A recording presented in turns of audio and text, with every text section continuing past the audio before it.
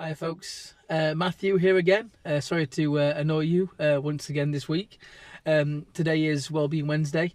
I just wanted to remind you of the steps to wellbeing that I created, making sure that you are reflecting on them and applying them regularly throughout the week. So first of all, the W is water. Okay, make sure you're drinking plenty of water. Try not to have too much caffeine, energy drinks, those sort of things. Just stick to plain water if you can. Maybe add a little bit of lemon to it, maybe a bit of diced lemon, just to add a bit more vitamin C to the water as well and a bit more flavour. Okay. Then the E, okay, is exercise. So obviously making sure that you're exercising or taking part in some physical activity every day, even a little bit at a time would be great. And as I said yesterday, typically the recommended amount of exercise per week is 150 minutes over the week, and that can be done in small bouts over the days. Okay. Then we have the first L, which is what I call love, which is just a case of making sure that you are loving yourself, you're loving everything that's around you, and you're just being in the purest form of your love possible. Love is a powerful emotion, a bit like gratitude, which is the G, and when you start to embody those two emotions, great changes are to be had eventually with anybody that that really embodies them. Okay, practice them regularly. Then we have the second L, which is language, a bit like neuro-linguistic programming or neuro-associative programming, where we use the powerful, empowering language as much as we can, our internal dialogue, and when we're talking to others, making sure that we're using empowering language, very, very, very important. Okay, so please focus on that a little bit. Then we have the B, which is benevolence, being kind to people, being as generous as possible, certainly with your time, and of course, if people need it, money as well, to some extent. So benevolence is really, really important. Then we have the I, which is infinite potential, just making sure that we realise that there's enough for everybody and that everybody has a lot of potential, which then leads us into our N later on, which will be a new word that you may have never heard of, but it's important to kind of understand it a little bit. So that's infinite potential.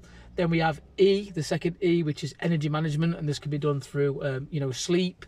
So again, the right amount of quality sleep, making sure that you're exercising, releasing the endorphins, having those positive thoughts, a little bit of all the previous points, of course. Then, of course, nutrition, making sure that you are having enough, but not too much, not overindulging on nutrition, but making sure that you're eating at the right times, the right portions, and you're eating the right nutritious foods and drinking the right nutritious fluids too, like water. Although there's no calorific content to it, obviously, if you stay hydrated, it can really improve performance, even just by 1%. So energy management is really, really important. Again, just a reminder to focus on quality sleep. Make sure you get your 7 or 8 hours a night. Make sure they're consistent as well. Make sure that your environment's set up correctly, quite cool, and all those things. And make sure that you're not having too much screen time or any screen time at all prior to trying to fall asleep. So some little tips there on sleep. And then, of course, onto N, which is nascent, which is kind of a bit like in the Bible, incarnation, just making sure that you realise that every day is a new day. If yesterday was not a very good day, then we get to go again today. Tomorrow is another day. We all have bad days. It's inevitable, pretty much. Some more than others, of course, but we all have them. And it's important to reframe that idea that today might have been not such a good day, but tomorrow will come, the sun will rise, and I get to go again. So keep that in mind, and we all have a unique potential within us, and there is enough to go around for everybody. It's a really important thing to note. Okay, and then, of course, as I said before, the G, which is gratitude. Love and gratitude are the strongest positive emotions that a human can experience, basically. A little bit like having a baby, okay, for a woman, and releasing oxytocin. And gratitude does it. It promotes the chemicals of the neurotransmitters of serotonin, the happy chemical. It also releases the chemical which is oxytocin, as I've said, dopamine as well in terms of kind of the reward chemical, and you know, the incentivizing, the purpose, those sort of things. But you know, doesn't matter what time you do gratitude. I mean, people do talk about it be the importance of doing it in the morning and how that can help you start your day. But as long as you are grateful regularly throughout the day, it's important, you know, giving thanks. Also, you know, praying and giving thanks to the Lord as well, glorifying him and whatnot. If you are, you know, that type of person, like a Christian or a Catholic or some sort. But giving gratitude is really, really important. Be generous with it, and use it as much as you can. But you've not just got to say it. Gratitude is something you have got to feel. Okay, you've got to embody, again, that keyword, embody or embed. And it's pretty much similar to the 3 E's of MR coaching and consultancy, which are engaging people in positive experiences and positive kind of interactions in that engagement. Then embedding knowledge, education, understanding, okay, and then of course empowering.